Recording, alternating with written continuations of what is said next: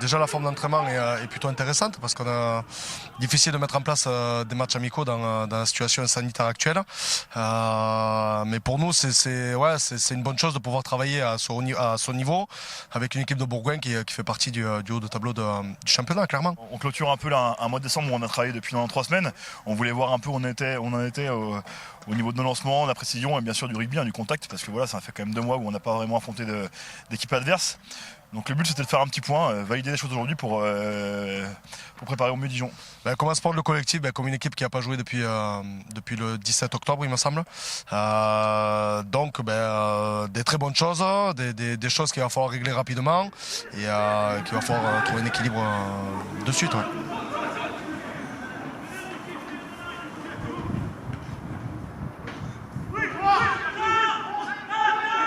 Sur le plan physique, sur aujourd'hui, j'ai l'impression qu'on n'a pas eu de gros bobos, donc c'est une très bonne chose. Ça veut dire que les mecs sont aujourd'hui prêts.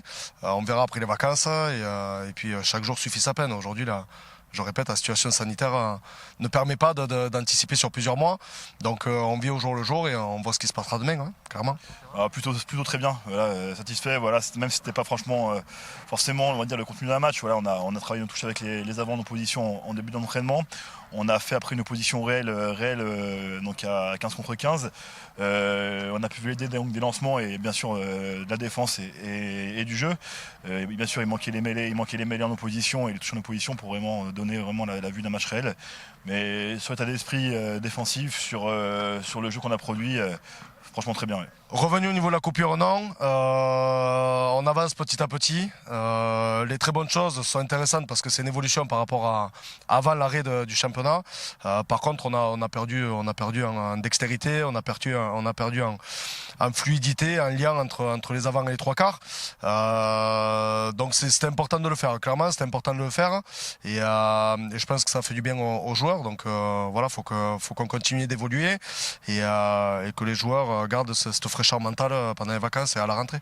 Quand les choses sont bien faites, même s'ils connaissent les annonces ou les combinaisons, voilà, le résultat est le même, pardon.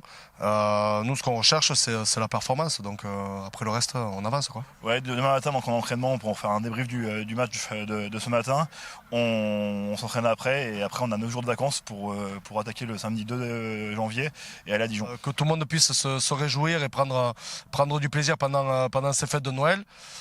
Continuez à faire attention, c'est difficile pour tout le monde, donc continuez à faire attention et puis vivons au jour le jour et profitons de ces belles journées qui arrivent devant nous.